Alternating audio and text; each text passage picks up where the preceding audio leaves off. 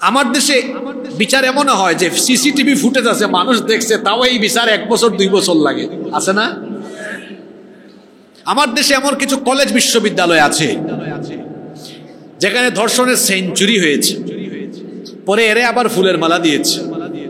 আমার দেশে এমন কিছু ব্যবসায়ী আছে, বড় ব্যবসায়ী, ধর্ষণ করেছে, তার টাকার গরমে বিচার ব্যবস্থা তার পায়ের তলে চলে গিয়েছে। আমি কি মিথ্যা বলেছি নাকি? আমি নাম শুদ্ধ বলতে পারবো একদম। বিচার ব্যবস্থা পায়ের তলে চলে গিয়েছে, শেষ, কিছুই হয় নাই। আমার দেশে এমন কিছু রাজনীতিবিদও আছে, ধর্ষণ করেছে ক্ষমতার দাপটে, কিছুই হয় নাই। এই লোকটা আবার কি করতেছে জানেন? সাদা পায়জামা পাঞ্জাবি পরিধান করে রাস্তায় যখন হাঁটে, তার সাঙ্গপাঙ্গরা তাকে আবার ফুলের মালা গলায় দিয়ে তারপরে হাঁটায়। আপনার আদালতে কি আল্লাহর কোরআনের আইন চলছে না মানুষের আইন চলছে? এ কেমন আইন? যে আইন থাকার ফলে ধর্ষণকারী বুক ফুলিয়ে বেঁচে থাকে, আর রাস্তায় ফুলের মালা গলায় দিয়ে হাঁটে, আর ধর্ষণকারী এইভাবে চলতেই থাকে, আর ধর্ষিতা কবরে চলে যায় অথবা ধর্ষিতা আত্মগোপনে চলে যায়। যে আইন থাকার ফলে নারীরা এভাবে নিপীড়নের শিকার হয়ে ধর্ষিতা হয়ে কবরে চলে যায়, আর ধর্ষক ফুলের মালা পায়, এই আইনের মুখে প্রত্যেকটি মানুষের জুতা মারা উচিত। কোরআনের আইন ছাড়া কোনো শান্তি আছে? কোনো শান্তি নাই। এটা যতদিন পর্যন্ত মানুষ না বুঝবে, ততদিন পর্যন্ত এই জাতি তার অধঃপতনের অতল তলদেশে যেতেই থাকবে, যেতেই থাকবে, যেতেই থাকবে। আল্লাহ এই জাতিকে রক্ষা করুন। আখিরি জামানার এমন 4টি বিষয় আছে যেগুলোর ব্যাপারে নবীজি এক হাদিসে ভবিষ্যৎবাণী করেছেন। এক হাদিসে নবীজি 4টা বিষয়ের ভবিষ্যৎবাণী করেছেন। আশ্চর্য কথা হচ্ছে, এই 4টা কথা যেন এখন আমাদের সমাজের চারপাশের সাথে মিলে যাচ্ছে। অর্থাৎ যে 4টি ভবিষ্যৎবাণী, নবীজির যে 4টি ভবিষ্যৎবাণী বর্তমানে দেখা যাচ্ছে, মিলে যাচ্ছে, সমাজে এগুলো পরিদৃশ্যমান হচ্ছে। এইরকম 4টা ভবিষ্যৎবাণী যেগুলো একটা হাদিসের ভিতরে এসেছে, আমরা আজকে এগুলো নিয়ে কথা বলবো ইনশাআল্লাহ। এই হাদিসটি বর্ণনা করেছেন নবীজির প্রিয় সাহাবী আলী ইবনে আবি তালিব রাদিয়াল্লাহু আনহু। তিনি বলছেন, রাসূল কারীম, আমরা বলি সাল্লাল্লাহু আলাইহি ওয়াসাল্লাম বলেছেন, ইউশিকু আইয়াতিয়া আলান নাসি জামান, খুব শীঘ্রই মানুষের উপরে এমন এক জামানা আসবে, এমন এক যুগ আসবে, লা ইয়াবকা মিনাল ইসলামি ইল্লা ইসমুহু, ইসলাম কেবলমাত্র নামে থাকবে, কিন্তু ইসলামের কোনো শিক্ষা বা বৈশিষ্ট্য, ইসলামের কোনো শিক্ষা সমাজে বাস্তবায়িত হতে দেখা যাবে না। খেয়াল করে শোনেন, লা ইয়াবকা মিনাল ইসলামি ইল্লা ইসমুহু, ইসলাম নামে থাকবে কিন্তু ইসলামের শিক্ষা সমাজে থাকবে না। 2, ওয়ালা ইয়াবকা মিনাল কুরআনি ইল্লা রাসমুহু, কুরআনের পাতায় শুধু কুরআনের আয়াত থাকবে কিন্তু কুরআনের কোনো আমল সমাজে দেখা যাবে না। 3, মাসাজিদুহুম আমিরাহ, ওই জামানার মসজিদগুলো হবে বাহ্যিকভাবে বড় চাকচিক্যময়, কিন্তু ওয়াহিয়া খরাবুম মিনাল হুদা, কিন্তু এই মসজিদগুলো হবে হেদায়াত শূন্য মসজিদ। 4, উলামাউহুম শাররুম মান তাহতা আদিমিস সামা, ওই যুগে তাদের সমাজের আলেমরা হবে আকাশের নিচে সবচেয়ে নিকৃষ্ট মানুষ। কেন এরা নিকৃষ্ট হবে? কারণ হলো মিন ইনদিহিম তাখরুজুল ফিতনাহ ওয়া ফীহিম তাউদ, কারণ এই আলেমদের থেকে সমাজে শুধু ফিতনা ছড়াবে। তাহলে কিয়ামতের আগে শেষ জামানায় সমাজে এমন 4টি চিত্র পরিদৃশ্যমান হবে। এটা আমি বলিনি, এটা বলেছেন মুহাম্মদুর রাসূলুল্লাহ সাল্লাল্লাহু আলাইহি ওয়াসাল্লাম। আপনারা এবার বলেন তো দেখি, এই হাদিসে যে 4টি ভবিষ্যৎবাণী করা হয়েছে, বর্তমানে আপনাদের সমাজে এই চারটা ভবিষ্যৎবাণীর বাস্তবতা আছে না নাই? সবগুলোর বাস্তবতা আছে না নাই?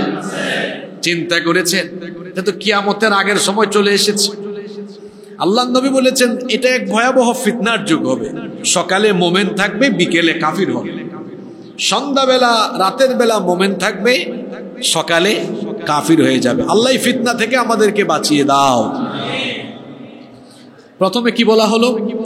লা ইয়াবকা মিনাল ইসলামি ইল্লা ইসমুহু। ইসলাম কেবলমাত্র নামেই থাকবে। আজকে তাকান তো দেখি আমাদের সমাজের দিকে, ইসলামের দেওয়া নীতিমালাগুলো আমরা কি আমাদের ব্যক্তি জীবন থেকে নিয়ে আমাদের জীবনের সকল ক্ষেত্রে আমরা 100-এ 100 আমরা কি অনুসরণ করছি? আপনারা তো আমার সাথে কথা বলতে হবে, করছি? আপনার বাড়ির বিয়ে শাদীর অনুষ্ঠানের কি খবর? আপনার বাড়ির বিয়ে শাদীর অনুষ্ঠানের কি খবর? 1 নম্বর 2 নম্বর কাতারের বহু মুসল্লি আছে, আপনাদেরকে বলছি না, কারণ আমার এই আলোচনাটা সামগ্রিক, আম ভাবে সবার জন্য আম। এটা এখন মসজিদে হচ্ছে, 2-3 ঘন্টা পরে এটা ইন্টারনেটে লক্ষ লক্ষ মানুষ শুনবে। এই জন্য কথাগুলো শুধু আমি আপনাদেরকে অ্যাপ্রোচ করে বলি না, গোটা জাতিকে উদ্দেশ্য করে বলি। বিভিন্ন মসজিদে 2 নম্বর 3 নম্বর কাতারের মুসল্লি আছে, একদম সাদা পায়জামা পাঞ্জাবি পরে মসজিদে আছে, তার বাড়িতে কিন্তু ডিস্কো আর ডিজে গান ছাড়া বিয়ে অনুষ্ঠান সম্পন্ন হয় না। কি রাগ করলেন নাকি? লা ইয়াবকা মিনাল ইসলামি ইল্লা ইসমুহু। ইসলাম নামে থাকবে। ওই বেটার নামও সুন্দর, আব্দুর রহমান। আল্লাহ এই নাম যে বললাম, আবার কেউ মসজিদ থেকে বের হয়ে বললেন না হুজুর তো আমার ব্যাপারে ওয়াজ করছে। এটা একটা মিথাল, একটা উপমা। বড় সুন্দর নাম, কিন্তু উনার বাড়িতে ঝাঁকানাকা ছাড়া অনুষ্ঠান যেন জমেই না। এটা তো উনার বিয়ে শাদীর খবর। উনার আরো খবর আছে, সেটা হলো উনি মসজিদে এসে ইবাদতি দেখায়, মসজিদের বাইরে উনি টাটকা এক সুদখোর। উনি নামাজে আল্লাহর হুকুম মানছে, কিন্তু এক অফিসে চাকরি করে ঘুষ ছাড়া একটা ফাইলও চেক করে না। এইরকম ঘুষখোর আমার বাংলাদেশে নাই। কি বলেন, আজীব কারবার। এক ফাইল এক টেবিল থেকে আরেক টেবিলে যাই না এই হারামখোরকে ঘুষ না দিলে। এরকম আছে না নাই? তাহলে বলেন তো, এই লোকটা মুসলমানের নাম ধারণ করে এই ব্যক্তি কি ইসলামের কোন বিধিবিধান তার জীবনে মেনে চলছে? রাসূল বলেছেন এটা শেষ জামানার দৃশ্য। লা ইয়াবকা মিনাল ইসলামি ইল্লা ইসমুহু। ইসলাম কেবল নামে থাকবে। নাম সর্বস্ব ইসলাম। আপনি দেখেন বিয়ে শাদীর বিধানটা, আল্লাহর দেওয়া এই ফরজ বিধানকে আমরা সেখানে পবিত্রতার পরিবর্তে অপবিত্র জিনিস দিয়ে বিয়ে শাদী উদ্বোধন করছি। বলেন তো দেখি, গান বাজনা নাপাক জিনিস, আর বিয়ে শাদীটা কি? তো এই পাক জিনিসটা শুরু করছে কি দিয়া? নাপাক দিয়া। তো যার শুরুটাই হয়েছে খারাপ, এর কি প্রোডাকশন পরে ভালো হবে নাকি? এজন্য তো তার ঘরের বাচ্চারাও ঝাঁকানাকা মার্কা হয়, কারণ তার শুরুটা ভালো না। শুরুটা কি না? ইসলাম কেবল নামে থাকবে, কিন্তু ইসলামের কোনো নীতি আদর্শ বা শিক্ষা সমাজে থাকবে না। এটা হলো শেষ জামানার চিত্র। বলেছেন মুহাম্মাদুর রাসূলুল্লাহ সাল্লাল্লাহু আলাইহি ওয়াসাল্লাম। দেখেন না আমাদের পরিবারগুলোতে পর্দা উঠে যাচ্ছে, পর্দা কমে গিয়েছে, অথচ বউটা আব্দুর রহমানের, বউটা আবুল কালামের, তার বউয়ের নামও সুন্দর। আরে বাপরে বাপ, সুমাইয়া, খাদিজা। আর ঘর থেকে যখন বের হয় তখন আর সুমাইয়া মনে হয় না, মনে হয় এক জরিনা আর টাটকা সকিনা। আছে না এরকম? জুমার দিনে ভাই সাহেব কিন্তু জুমায় আসছে, জুমার পরে কিন্তু ভাবিকে নিয়ে ক্লাবে বিয়ে খাইতে যাবে, একদম পাক্কা খোলা মেলা। এরকম ভাই সাহেব তো আমাদের সমাজে নাই। তার বউকেও বলে, ওগো আমি জুমায় যাচ্ছি, তুমি একটা সুন্দর মেকআপ মারো। তারপরে বিয়ে শাদী, এই জুমার পরে বিয়েতে অনুষ্ঠানে নিয়ে গিয়েছে, লোকজন বলতেছে ভাই কে এটা? কয় চিনো না, তোমার ভাবি তো। উফ, ফাটাফাটি। বউকার আর ফাটাফাটি আর উফ আফ করে কে দেখছেন আপনি? করার কথা কে আর করছে? এরকম বেহায়া পুরুষ তো আমাদের সমাজে নাই। তার চেয়ে বড় ব্যক্তিত্বহীন পুরুষ সমাজে আর নাই, যার বউয়ের সৌন্দর্য অন্য পুরুষ উপভোগ করে উফ আহ উফ আফ করে, তার চেয়ে বড় ব্যক্তিত্বহীন পুরুষ এই সমাজে আর নাই। তোমার বউ তুমি দেখো না কেন? এটা মানুষ দেখাইতেছে কেন? আচ্ছা বলেন তো, একটু নিজের কমন সেন্স দিয়ে চিন্তা করলে বিষয়টা কেমন লাগে? বউটা কার? আপনার। দেখে কে? মানুষ। এটা কি বাজারের পণ্য নাকি যে আপনি পণ্য সাজায় রাখলেন দোকানে, ওয়েল ডেকোরেশন, খুব সুন্দর ডেকোরেট করে রাখলেন, আসলো আর দেখলো, আসলে আর দেখলো, এমন বেহায়া হয়েছেন আপনি, একটু হায়া শরমও নাই আপনার। আপনি পুরুষ কিনা এটা আসলে যাচাই করা দরকার। কথাটা একটু কঠিন হয়ে গেল, তাই না? এটাই তো বাস্তব। ব্যক্তিত্ববান হন, গাইরতওয়ালা হন, গাইরতওয়ালা, একটু গাইরত মারার নিজের মধ্যে। সাহাবীরা এমন ছিলেন, তাদের কাছে কেউ যদি তাদের বউ কেমন আছে জিজ্ঞেস করতেন, তারা রাগ করতেন। কথাটা আবার বলতেছি, সাহাবীরা এমন গাইরতওয়ালা ছিলেন, তাদের কাছে যদি জিজ্ঞেস করতেন আপনার ওয়াইফ কেমন আছে, এটাও তারা শুনতে পছন্দ করতেন না। তারা মনে করতেন বিবি বউ তো আমার, এটা আমার মহামূল্যবান, এটা আরেকজন কেমন আছে কি আছে সে কেন জিজ্ঞেস করবে? আল্লাহু আকবার। পরিবারের মধ্যে পর্দা নেই, পরিবারের মধ্যে দিন নাই। আল্লাহর নবী বলেছেন এটা শেষ জামানার চিত্র। লা ইয়াবকা মিনাল ইসলামি ইল্লা ইসমুহু, ইসলাম কেবল নামেই থাকবে, ইসলামের কোনো শিক্ষা বা আদর্শ সমাজে বাস্তবায়িত হবে না। ও আল্লাহ, তুমি আমাদেরকে হেফাজত করো। দুই, ওয়ালা ইয়াবকা মিনাল কুরআনি ইল্লা রাসমুহু, আল্লাহর নবী বলেছেন শেষ জামানায় এমন এক ভয়াবহ বিপর্যয় আসবে, লা ইয়াবকা মিনাল কুরআনি ইল্লা রাসমুহু, কুরআনের পাতায় কেবল কুরআনের আয়াত লেখা থাকবে, কিন্তু কুরআনের আমল সমাজের ভেতরে থাকবে না। এই কথাটা আজ কেমন ভাবে বাস্তবায়িত হচ্ছে দেখেন। আমরা অনেকে কুরআন তিলাওয়াত করি, কিন্তু কুরআনের ওই আয়াতের আমল আমার আপনার জীবনে নাই। আল্লাহর নবী বলেছেন আখিরি জামানায় এমন এক পরিস্থিতি আসবে, তেলাওয়াতকারীর সংখ্যা বাড়বে, কিন্তু কোরআন বুঝে এমন মানুষের সংখ্যা কিয়ামতের আগে শেষ জামানায় কমে যাবে। এই হাদিসের বর্ণনাকারী সাহাবী হচ্ছেন, সবচাইতে বেশি সংখ্যক হাদিস বর্ণনাকারী সাহাবী আবু হুরায়রা রাদিয়াল্লাহু আনহু। তিনি বলেছেন সায়াতি আলা উম্মতি জামান ইয়াকথুরু ফীহিল কুরআ ওয়া ইয়াকিল্লুল ফুকাহা ওয়া ইউকবাদুল ইলম ওয়া ইউকথারুল হজ। তিনি বলেছেন, নবীজি বলেছেন, শীঘ্রই মানুষের উপরে এমন এক জামানা, এমন এক যুগ আবর্তিত হবে, সেই জামানায় কারীদের সংখ্যা অর্থাৎ তেলাওয়াতকারীর সংখ্যা বেড়ে যাবে, কিন্তু ফকিহ এবং কোরআন বুঝে এমন মানুষের সংখ্যাটা কমে যাবে। যদি হাদিসটা বুঝতে পারেন তাহলে বলেন তো দেখি, আমাদের এই যুগে বর্তমান জামানায় কোরআন তেলাওয়াতকারীর সংখ্যা বেশি না কোরআন বুঝে এমন মানুষের সংখ্যা বেশি? কথাটা বুঝেন নাই? তেলাওয়াতকারীর সংখ্যা বেশি না কোরআন বুঝে এমন মানুষের সংখ্যা বেশি? বুঝে এই পরিমাণ তো খুবই কম, আবার সহি তেলাওয়াত জানে এই পরিমাণও কম। সহি তেলাওয়াত তাজবিদ সহ সহি তেলাওয়াত জানে এই সংখ্যাটাও কম। 90% বাংলাদেশে মুসলমান আছে। এই 90-এর মধ্যে আমি বললাম তো মিলায় দেখেন 88% বিশুদ্ধ কোরআন পড়তে পারে না। আপনারা আমার সাথে একমত না দ্বিমত? 88% জানে না বিশুদ্ধভাবে কিভাবে কোরআন পড়তে হয়, জানে না। এই হচ্ছে শেষ জামানার চিত্র। কোরআনের শিক্ষা উঠে যাবে, কোরআন যেন মানুষ শিখতে না পারে, এজন্য সব রকমের ব্যবস্থা করা হবে। আমার আরেকটা হাদিস মনে পড়ে গেল, এই হাদিসটি মুসনাদে আহমদের ভেতরে বর্ণিত হয়েছে। আল্লাহর নবী একদিন বললেন, যাকা ইনদা আওয়ানি যাহাবাল ইলম। আল্লাহর নবী বললেন এমন এক যুগ আসবে, সেই যুগে কোরআনের জ্ঞানকে উঠিয়ে নেওয়া হবে।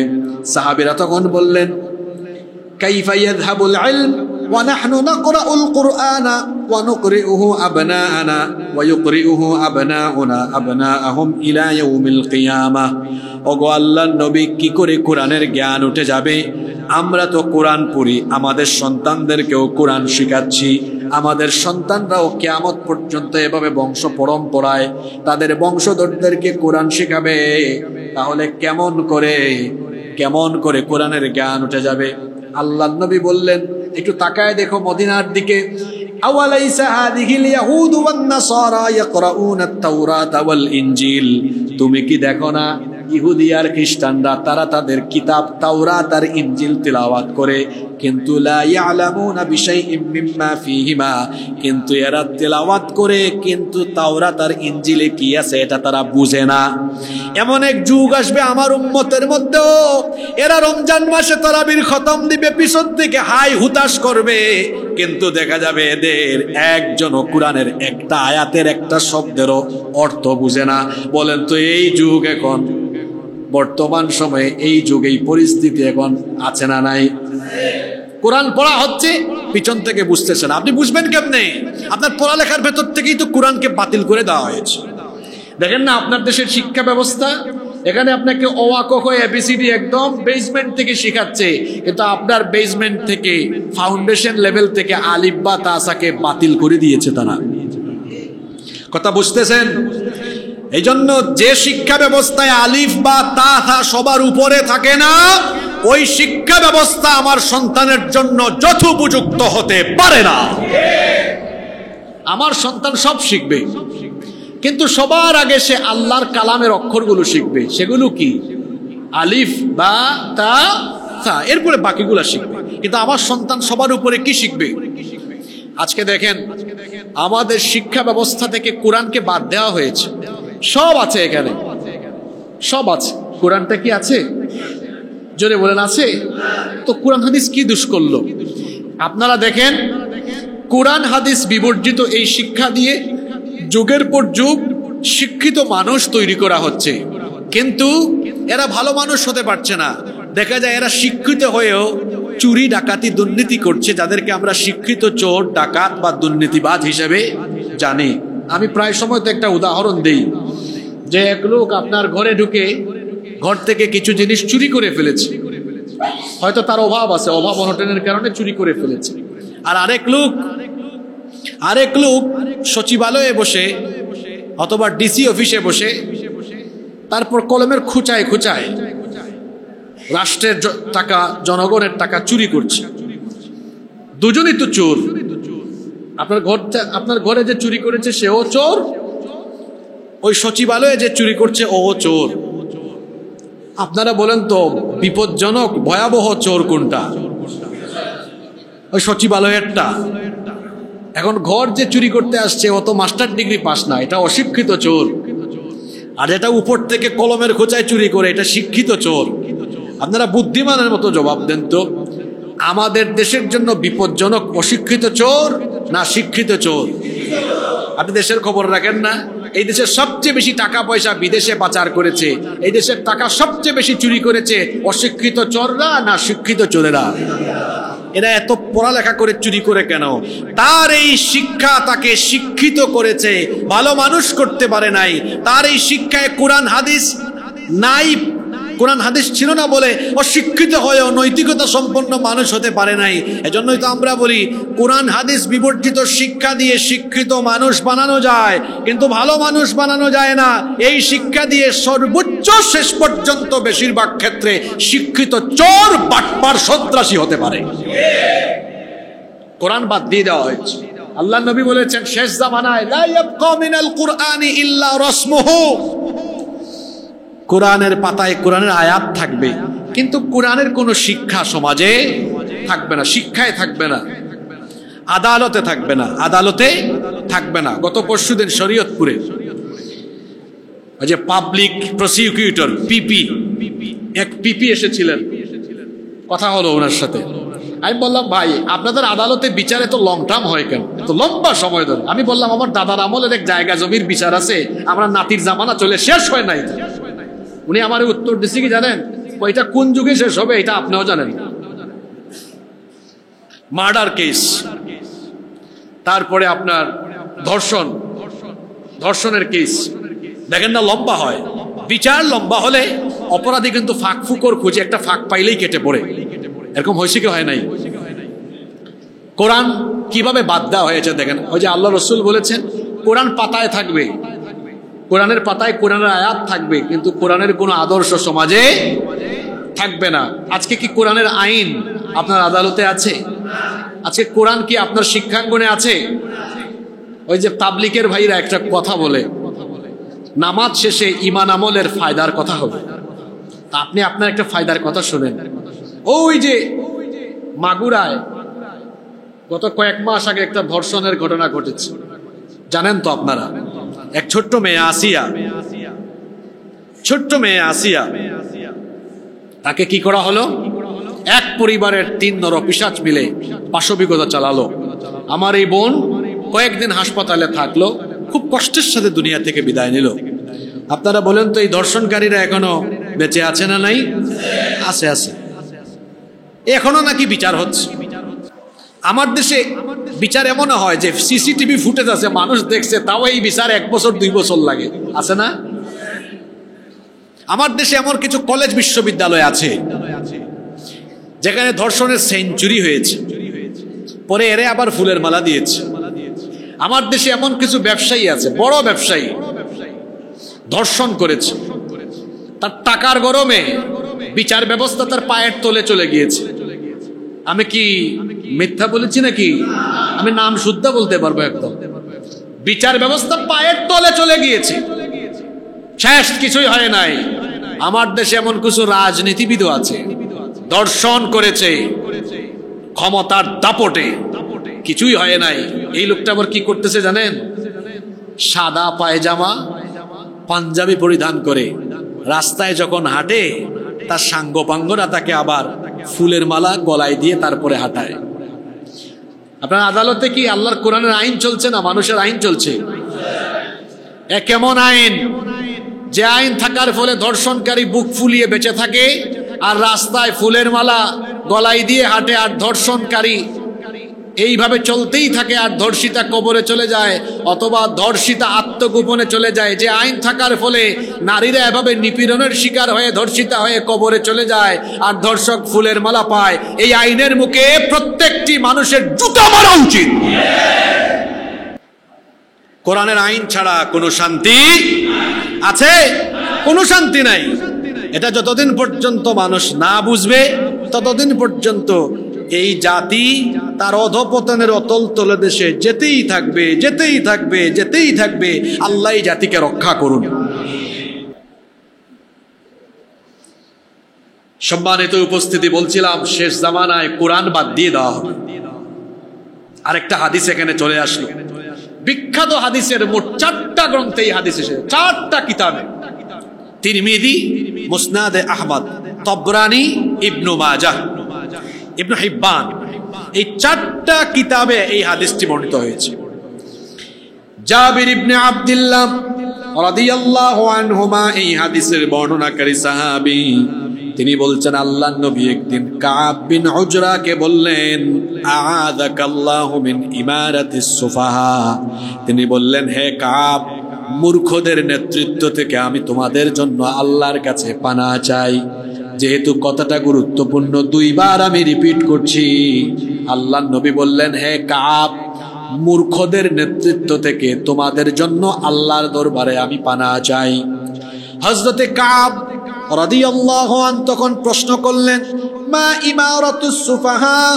তিনি বললেন, ওগো আল্লাহর নবী, মূর্খদের নেতৃত্ব মানে কি? কথাটা তো বুঝলাম না।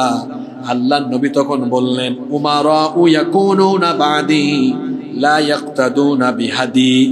ভালো করে শুনেন, আল্লাহর নবী বললেন, শোনো, আমার পরে এমন এক যুগ আসবে, যেই যুগের নেতৃত্ব এমন হবে, তারা আমার দেখানো পথ বাদ দিয়ে, আল্লাহর দেখানো হেদায়াতের পথ বাদ দিয়ে নিজেদের মতো করে তারা সবকিছু পরিচালনা করা আরম্ভ করবে। ওয়ালা ইয়াস্তান্নুনা বিসুন্নতি, তারা আমার সুন্নতকে অনুসরণ করবে না, আমার আদর্শের পথে চলবে না। ফামান সাদ্দাকাহুম বিকিযবিহিম, এই ধরনের মিথ্যাবাদী জুলুমতন্ত্রকে যারা সমর্থন দিবে, ওয়া আনাহুম আলা যুলমিহিম ফাউলাইকা লাইসু মিন্নি ওয়া লাস্তু মিনহুম, তারা যেন জেনে রাখে আমি তাদের কেউ নই, তারাও আমার কেউ নয়। এরপরে আল্লাহর নবী বললেন, ওয়ালা ইয়ারিদু আলাইয়া হাউদ, এমনকি এদেরকে আমি কিয়ামতের দিন হাউজে কাউসারের পানিও দিব না। কথাটা আবার শুনেন, আল্লাহর নবী বলেছেন আখিরি জামানায় কিয়ামতের আগে এমন কিছু লোক নেতৃত্ব দেওয়া আরম্ভ করবে যারা আল্লাহর দেওয়া হেদায়াত আর আমার দেখানো পথ বাদ দিয়ে নিজেদের মতো করে তারা সমাজ রাষ্ট্রের সব কিছুকে পরিচালনা করা আরম্ভ করবে। এমনটা যারা করবে তারা যেন জেনে রাখে এরা আমার কেউ নয়, আমিও তাদের কেউ নই। এবং এরা যেন এটাও জেনে রাখে এদের জন্য কিয়ামতের দিন হাউজে কাউসারের কোনো পানি থাকবে। যে হাদিসটা বললাম, হাদিসের সাথে কি বর্তমান বাস্তবতার মিল আছে নাকি? কথা জুড়ে বলেন, আছে নাকি? বলেন তো দেখি, আমাদের মসজিদের বাইরে সকল জায়গায় আল্লাহ আর রসুলের তরিকা চলে না মানুষের তরিকা চলে? আরো জুড়ে বলেন, কার তরিকা?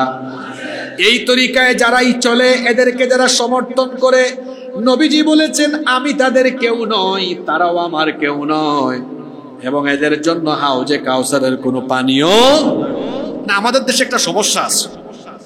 সমস্যা কি জানেন?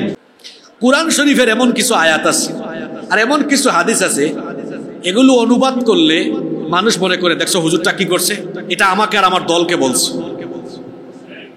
এরকম আছে না নাই? ভাই, আমরা হুজুররা বড় বিপদে আছি। আস্তে হাঁটলে কয় হুজুর আজকে বেশি খাই ফেলছে, হাঁটতে পারতেছে না। একটু জুড়ে হাঁটলে কয় দাওয়াত মনে হয় আজকে কয়েকটা আছে,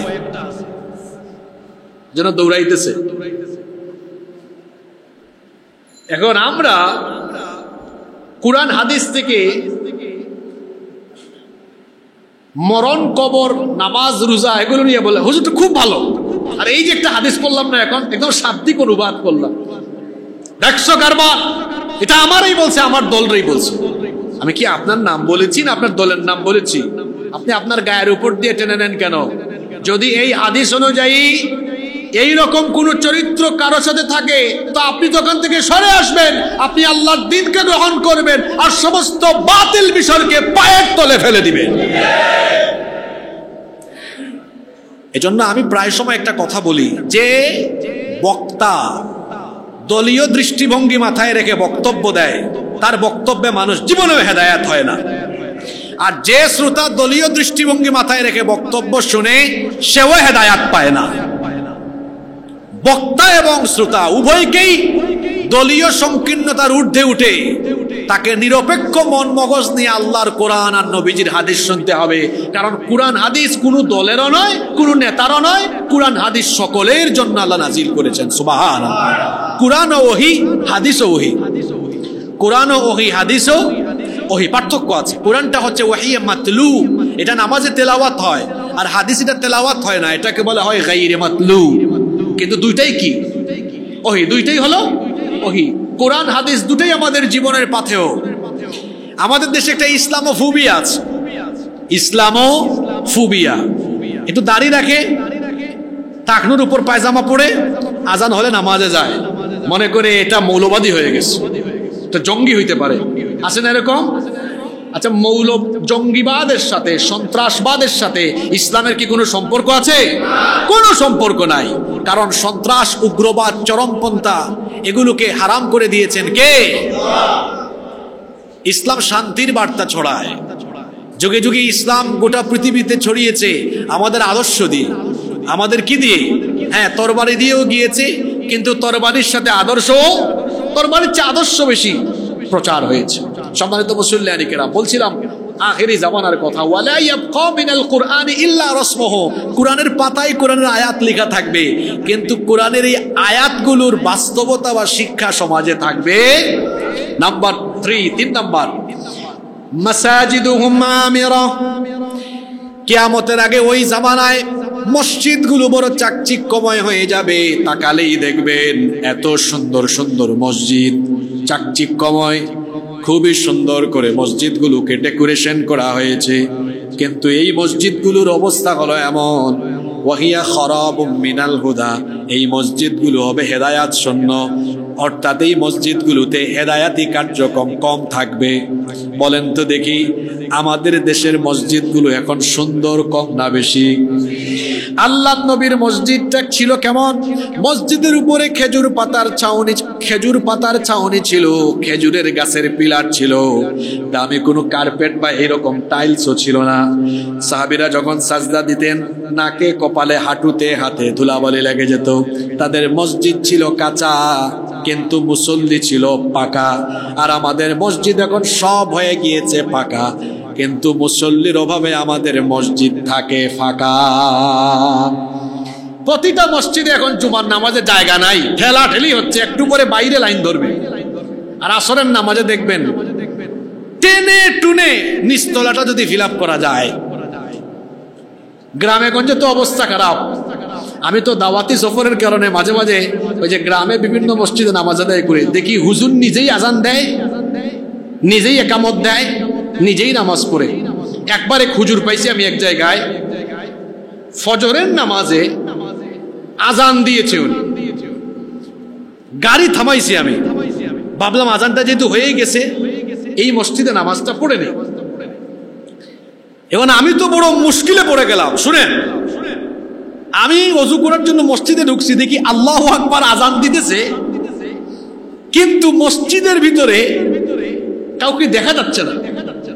আশ্চর্য কথা হলো, এই যে মাইক্রোফোনের স্ট্যান্ড আছে না, এরকম স্ট্যান্ড আছে কিন্তু মাইক্রোফোন নাই। আমি ভাবলাম আজীব কারবার, স্ট্যান্ড আছে মাইক্রোফোন কোথায়, আবার আজান দেয় কে দেয়, এটা কোনো জিন দেয় কিনা, চিন্তায় পড়ে গেলাম। আমি অজুখানা থেকে সেখানে খুঁজতেছি, কিছুক্ষণ পরে দেখি হুজরা থেকে হুজুর বেরোইছে। আমি বললাম, হুজুর কিছুক্ষণ আগে যে আজান শুনলাম, মানুষ তো দেখলাম না, আবার স্ট্যান্ড আছে, মাইক্রোফোন কোথায়?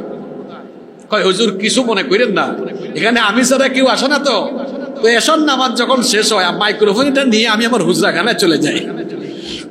আপনারা হাসতেছেন, বিশ্বাস করেন এমন মসজিদ বাংলাদেশে আছে। তো আমি চিন্তা করলাম কেউ যেহেতু আসেই না, আমি আর কষ্ট করে হুজরা থেকে বাইরে হবে কেন, আমি আমার খাটের উপর থেকে কাম সারি ফেলি। আপনাদের এটা হাসানোর জন্য বলি নাই। এমন বউ, আমরা এগুলো জানি তো, আমরা অনেক সময় অজপাড়া গায়ে সফর করি না, এটা জানি, আমার নিজের চোখে দেখে এটা। আমি বললাম, ভাই এই কামও কি হয়? হয় মানে এখানে সব সময় হয়, আমি তো আজকে বেরোইছি, আপনারা দেখে নইলে বেরিয়ে হইতাম না। আমি বললাম, কেন? কয় ওখানেই আজান, ওখানেই নামাজ, কারণ এখানে আমি ছাড়া কেউ নাই। আমি বললাম, আপনার কি কোনো দায়বদ্ধতা নেই? আপনি মানুষকে বুঝান, দাওয়াত দেন, নামাজে আনেন। কয়, ভাই বুঝাই, কিন্তু এটা কেন জানি বুঝার পরও না বুঝার ভান করে। পরে বললাম, পড়ালেখা কি করেছেন? তো বলতেছে, আমি হাফেজ সাহেব মানুষ, আর কি একটু একটু পড়ছি আর কি। আসলে এটাও আর একটা সমস্যা, শহরাঞ্চলে তো তাও আপনারা কিছু আলেম উলামা পান, খতিব আলেম হিসাবে পান, একটু বেতন টেতন এখানে আছে, মানুষ দিচ্ছে। কিন্তু আমাদের দেশে গ্রামে, উত্তরবঙ্গে, এখানে উত্তরবঙ্গের মানুষ আছে কিনা জানেন, আপনারা কষ্ট পাইেন না। আমি উত্তরবঙ্গের এমন কিছু জেলা সফর করেছি, ইমাম সাহেবকে 1000-1500 টাকা বেতন দেয়, তাও 9 মাস বাকি। তাও কয় মাস বাকি? 9 মাস বাকি। এই হলো অবস্থা। এই জন্য আমাদের দেশে একটা কথা আছে, প্রবাদ, যার নাই কোনো গতি সে করে। আমি এটা আসলে ইমাম সাহেবদেরকে অবমাননা করা হয়, কথাগুলো বলছে, আগে বোঝার চেষ্টা করেন। তো এই যে বিভিন্ন এলাকায় আমি দেখছি খাদ্যের বিনিময়ে ইমামতি আছে, আমি দেখেছি এটা গ্রামে গঞ্জে আছে, কিন্তু খাদ্যের বিনিময়ে, যে আমার শুধু থাকতে দিবেন আর খাইতে দিবেন, এই বিনিময়ে ইমামতি। আমি তো আরব দেশে যাই, আপনারাও যান অনেকে, আরব দেশে কিন্তু ইমাম খতিব এটা অনেক খুব সম্মানী একটা লকব, এবং যে কেউ ইমাম বা খতিব হতে পারে না।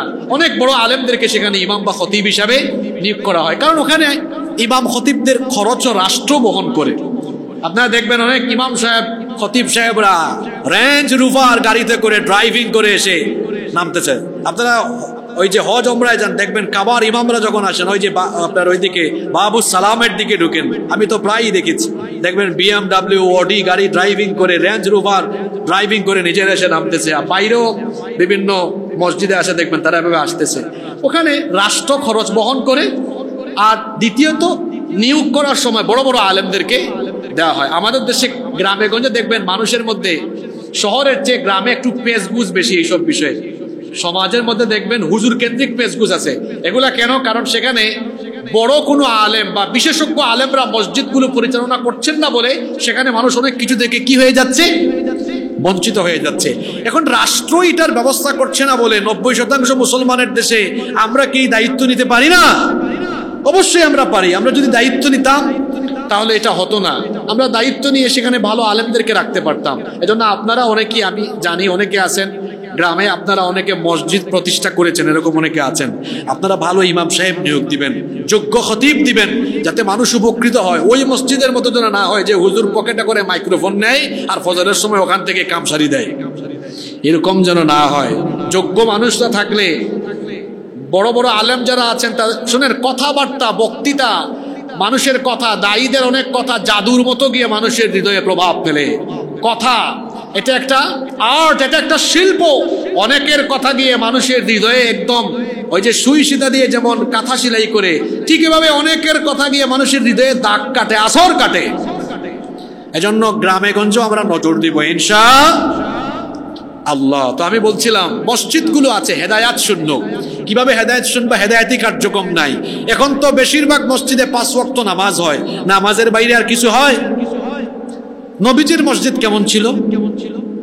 সেই মসজিদে আহলুস সুফফা থাকতেন, সেই মসজিদে নিয়মিত দার্স হতো, দার্সুল কোরআন হতো, দার্সুল হাদিস হতো। কার মসজিদের কথা বলছি? আপনারা ঘুমাই গেলেন নাকি? এটা কার মসজিদ? নবীজির মসজিদে। নবীজি নিজে দার্স দিয়েছেন। নবীজির মসজিদে নবীজি বহু সাহাবীদের বিয়ে পড়িয়েছেন, এখানে বিচার করেছেন। এটা বিচারালয় ছিল, বিচারালয়। এখানে যাকাত কালেকশন করতেন, দিতেন, সামাজিক কাজ হতো। মসজিদগুলো ছিল সমাজ এবং রাষ্ট্র পরিচালনার কেন্দ্রবিন্দু। সকল সামাজিক কাজ মসজিদ থেকে হতো। আপনারা বলেন তো আপনাদের দেশে এখন কোনো সামাজিক কাজ আপনারা মসজিদে রাখছেন? আলহামদুলিল্লাহ আমাদের মসজিদে এটা মনে নাই। অনেক জায়গায় আছে কয় মসজিদে দুনিয়াবি কথা বলবেন না, তো মসজিদে কি শুধু আখিরাতের কথা বলবে নাকি? এটা আছে নাকি এখানে সামনে? হ্যাঁ, নাই। হ্যাঁ, থাকলে খুলে ফেলবেন, এটা খুলে ফেলবেন। মসজিদের দুনিয়াবি কোথায় হবে? কারণ আমরা কি এখন আখিরাতে আছি না দুনিয়ায় আছি? জোরে বলেন। আমরা তো দুনিয়ায় আছি, এখানে দুনিয়ার কথা হবে। কারণ আপনাকে তো দুনিয়ায় পাঠানো হয়েছে আখিরাত উপযোগী জীবন গঠনের জন্য। এখানে আখিরাত উপযোগী দুনিয়ার জীবন কেমনে গঠন করবেন সেই দুনিয়াবি কথা এখানে বলা হবে। অনেক মসজিদে এটা লাগায়, হেদায়েতি কার্যক্রম নাই। আবার হেদায়েতি কার্যক্রম করলে সেখানে ভেজাল লাগায়। কয়েকদিন আগে দেখলাম নোয়াখালীতে কোন এক ভেজাল হয়ে গেছে। আছেন এরকম? মসজিদ হবে সমাজ পরিচালনার কেন্দ্রবিন্দু। রসুলের সময়ে এবং রসুলের সাহাবীদের সময়ে যারা মসজিদের ইমাম ছিলেন তারাই ছিলেন সমাজের ইমাম। আর আমাদের এখন কি হয়েছে? মসজিদের ইমাম আল্লাহওয়ালা আর সমাজের ইমাম হচ্ছে কুখ্যাত বাটপার, কুখ্যাত চোর।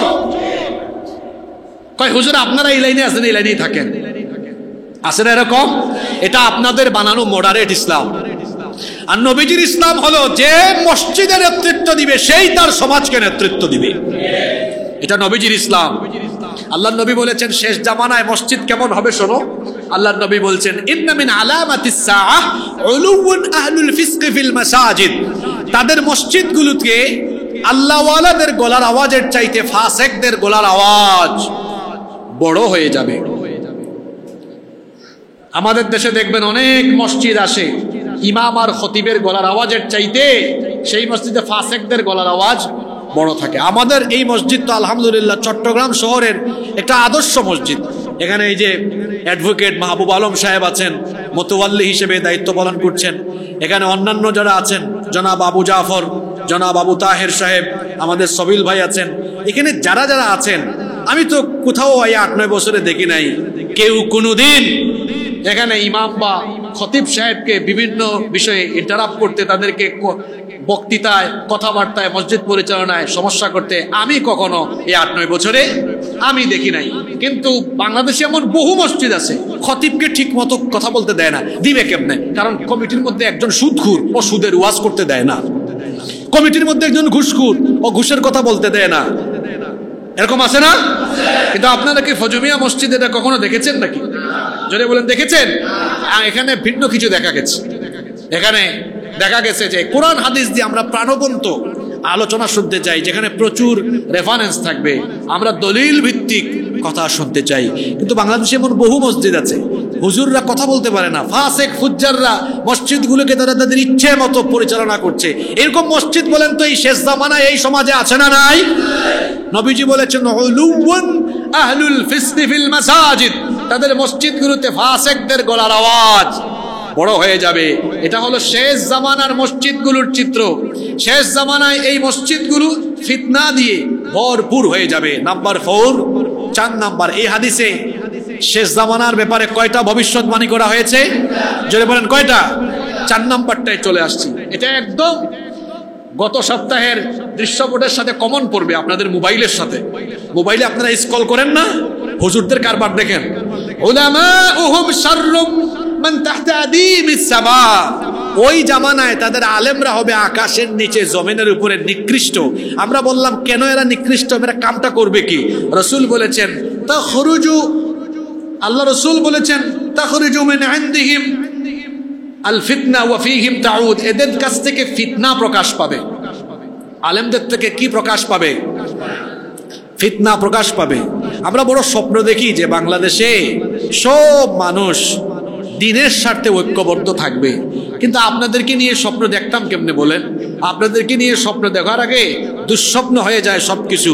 কারণ হুজুররা যে কিলা কিলিয়ার গুতাগুতি করে, তারা একজন আরেকজনের বিরুদ্ধে ফেসবুকে স্ট্যাটাস দেয়, একজন আরেকজনের বিরুদ্ধে লাইভ করে, এক একজন মাহফিলের মঞ্চে বসে একজন আরেকজনের বিরুদ্ধে গালি দেয়।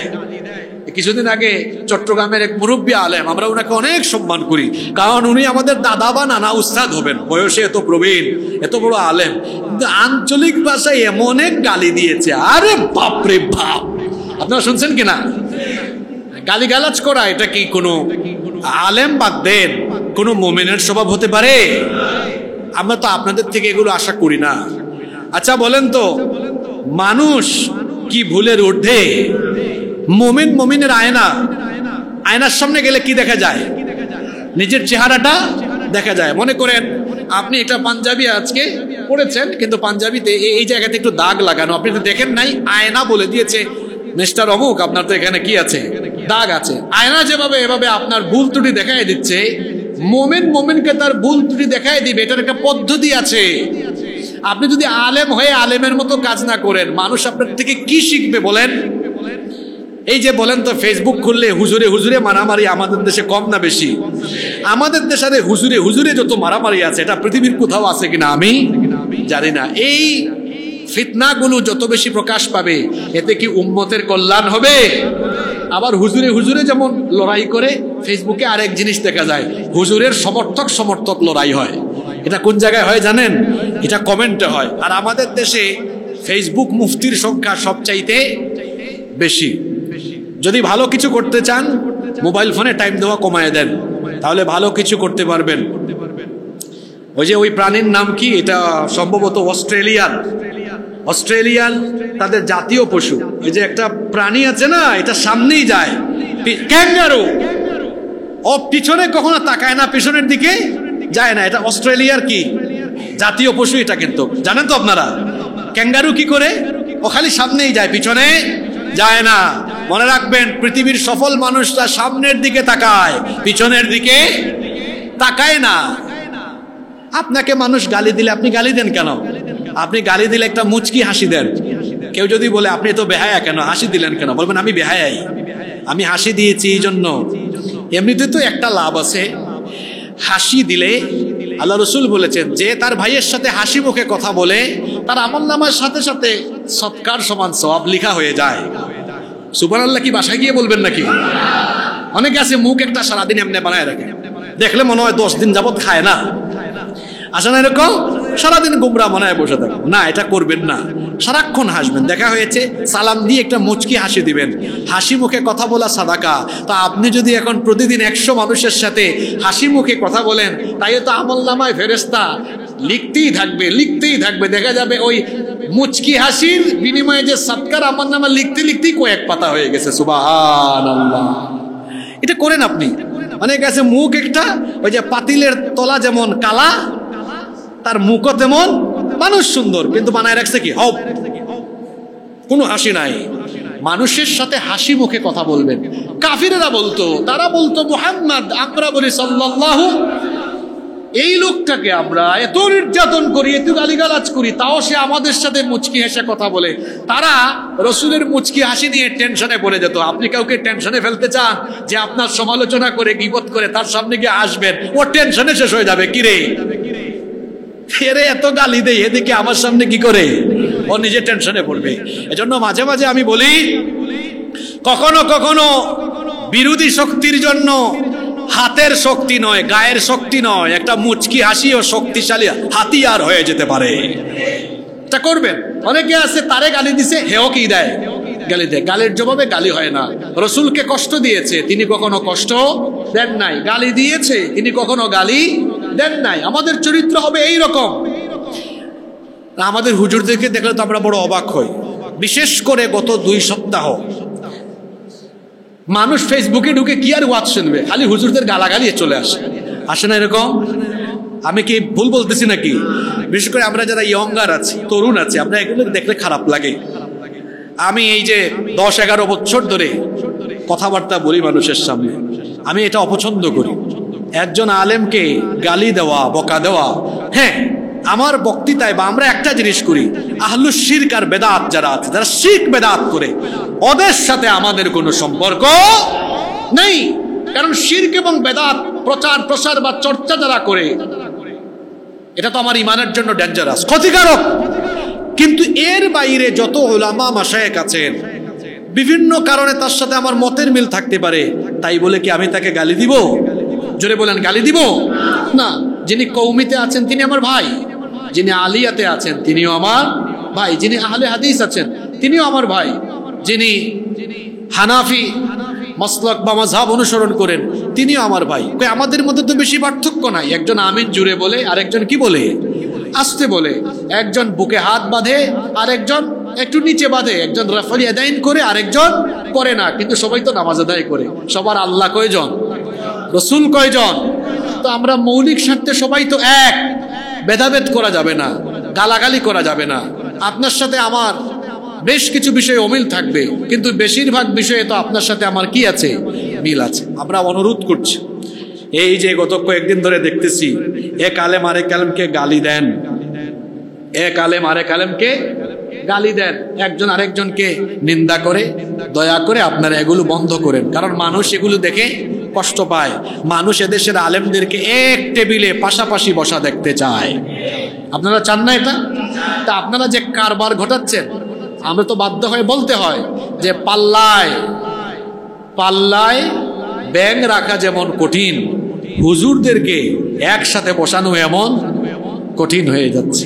সুতরাং এটা করবেন না, বিভেদ ঘটাবেন না। আলেমে আলেমে কখনো নিজেদের মধ্যে বিরোধ কিংবা আলেমে আলেমে দূরত্ব সৃষ্টি করবেন না, বরং আলেমে আলেমে সুসম্পর্ক থাকবে। আমাদের এই সুসম্পর্ক দেখে মানুষ যেন অভিভূত হয়, মানুষ যেন আমাদের কথাবার্তা, মুআমালাত, মুআশারাতে মানুষ যেন আমাদেরকে দেখে আমাদের থেকে শিক্ষা নেয়। আমরা এটা করব। আপনার প্রোফাইলে এইরকম পোস্ট আপনি কেন করেন যে খালি অমুকের গীবত, তমুকের গীবত? আপনার ইউটিউব চ্যানেলে বা ফেসবুক পোস্টে কেন শুধু অমুকের বিরুদ্ধে ভিডিও বানানো থাকে? এগুলা বন্ধ করেন। বরং বড়রা ছোটদেরকে স্নেহ করেন, ছোটরা বড়দেরকে সম্মান রেখে কথা বলেন। তাহলেই এই জাতি আলেম ওলামা থেকে আরো অনেক ভালো কিছু পাবে ইনশাআল্লাহ। আজকে আমরা একটা হাদিস থেকে নবীজির কয়টা ভবিষ্যৎবাণীর কথা জেনেছি, আমরা আবারও উল্লেখ করছি। এক, লা ইয়াবকা মিনাল ইসলামি ইল্লা ইসমুহু, ইসলাম কেবল নামে থাকবে, ইসলামের কোনো নীতি আদর্শ শেষ জামানায় থাকবে না। দুই, ওয়ালা ইয়াবকা মিনাল কুরআনি ইল্লা রাসমুহু, কোরআনের পাতায় শুধু কোরআনের অক্ষর থাকবে, কোরআনের শিক্ষা সমাজে বাস্তবায়িত থাকবে না। তিন, মাসাজিদুহুম আমিরাহ ওয়া হিয়া খারাবুম মিনাল হুদা, তাদের মসজিদগুলো হবে চাকচিক্যময় কিন্তু সেগুলো হয়ে যাবে হেদায়াত শূন্য। চার নম্বর হচ্ছে উলামাউহুম শাররুম মান তাহতা আদিমিস সামা, তাদের সেই জামানায় আকাশের নিচে আলেমরা হয়ে যাবে সবচেয়ে নিকৃষ্ট। এর কারণ তাদের কাছ থেকে শুধু ফিতনা ছড়াবে।